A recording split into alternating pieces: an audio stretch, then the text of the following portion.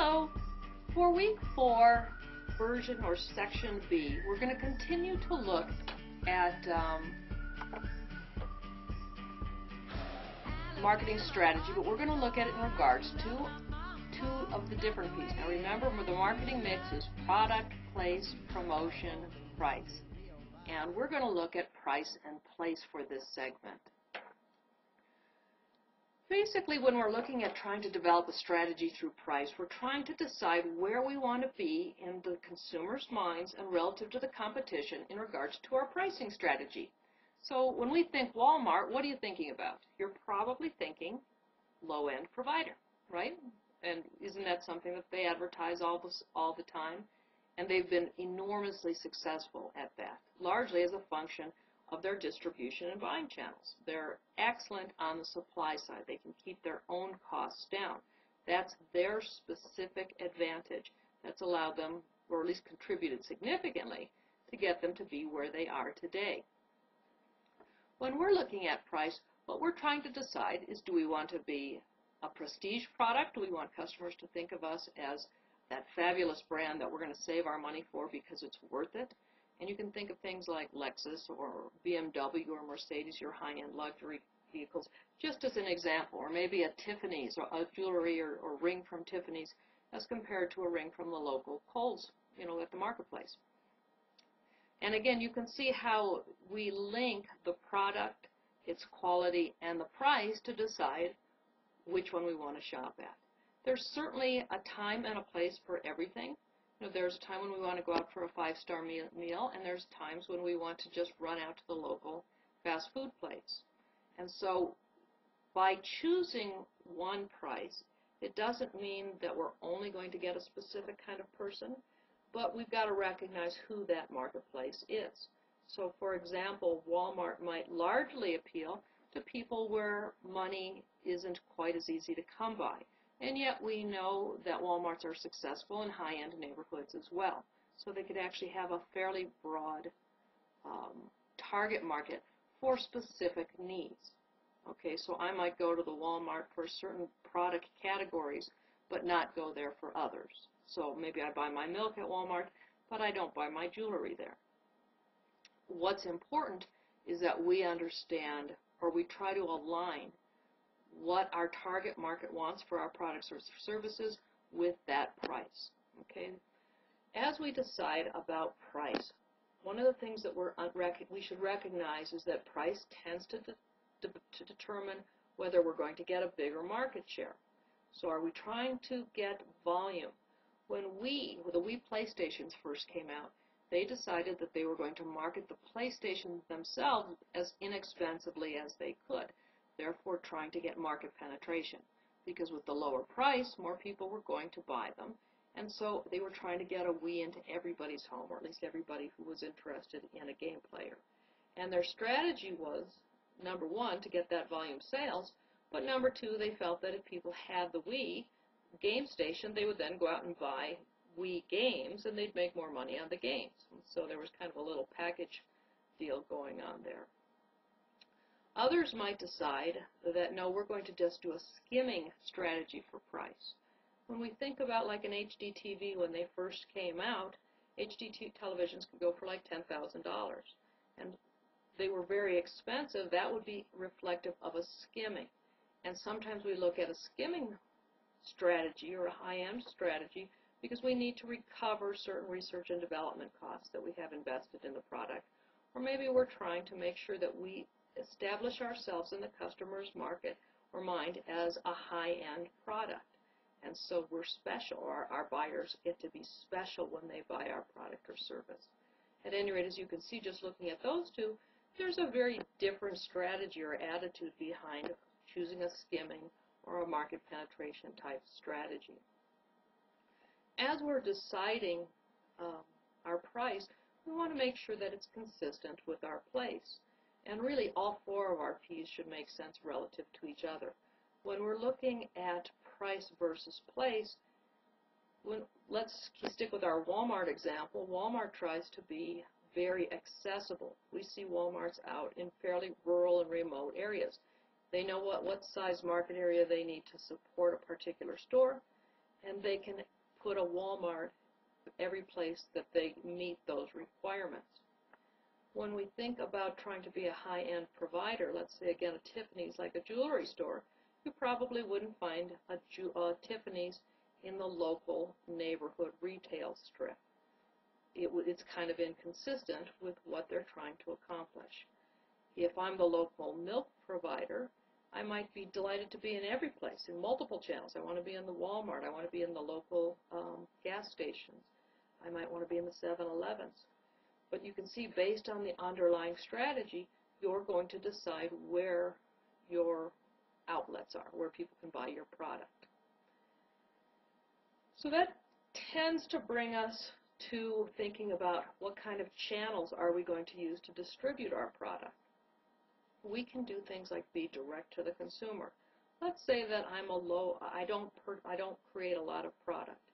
Maybe I make furniture, and it's a one-person shop.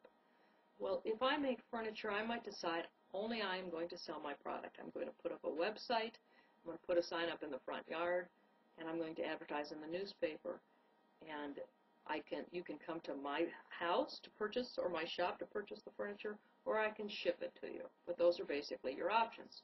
So that's direct from the manufacturer. If, on the other hand, I have a fabulous idea and I can sell it all around the world, and there's a world marketplace, it would make sense to look at broader channels. So, for example, I might end up working with a wholesaler who represents me to a number of different retailers. And by adding those extra channels of distribution, I have a much better access to a bigger marketplace. So again, we kind of look at what our firm is doing or what our franchise is doing, and we make sure our distribution is set up to maximize our objectives. Okay. We've talked a little bit about what Walmart did, which is success with supplying, or on the supply side. Really, another way to look at that is success with logistics.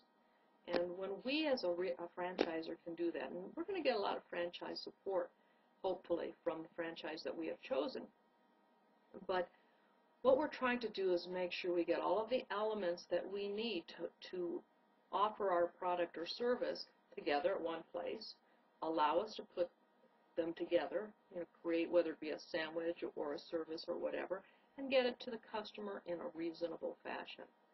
The better we do that, the better we are at logistics. UPS is trying to put themselves in position to help us with logistics because it's such a significant and important element of the process. And sometimes that's an area where we see utilizing outside sources or services, we might actually be able to improve our personal position with the company. The fourth P we're going to look at is promotion. And again, when we think about integrating all four of our P's, the price, place, promotion, we want to make sure they're consistent. So if we're marketing, if we know that what we're good at is being a low-price provider, that's basically what the promotion should reflect. We don't want to end up putting ourselves in a luxury environment and trying to promote to people who really aren't the ones who are going to be buying our services. If we're a low-end producer, maybe we're able to do things like coupons, or maybe our margins are so small we can't afford to do additional coupons. We can't afford to get the prices any lower. When we look at Walmart, isn't it the everyday low price? In other words, don't come in expecting lots and lots of sales because we're so cheap every day across a broad base, although we're going to have some specials for you periodically. That's one way to look at their promotion. What we want to try to do is have an integrated marketing communications plan.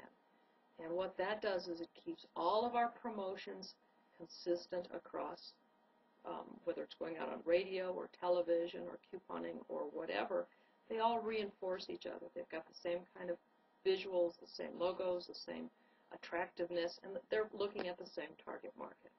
When we do that, we're going to be able to maximize our efforts with the promotion. We see that there are really 7 goals associated with an integrated marketing communication plan or our promotion element. Number 1 is to increase demand. We want to get people wanting our product or service.